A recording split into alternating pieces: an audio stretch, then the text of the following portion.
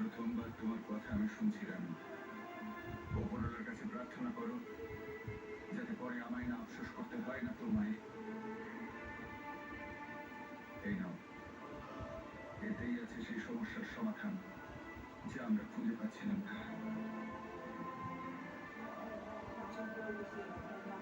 হাসফুট করে দিচ্ছে।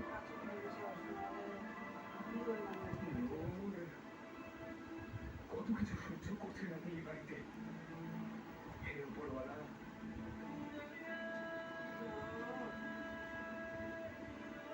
ভেবেছিলাম যারা ভালোবাসে তারা একসঙ্গে থাকবে,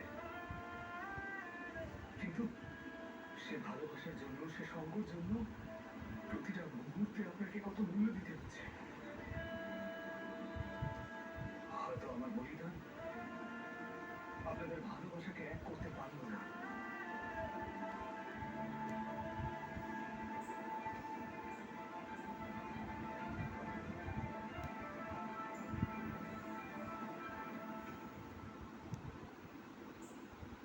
অসীমা, তুমি কোনো ভুল করোনি। অন্যায়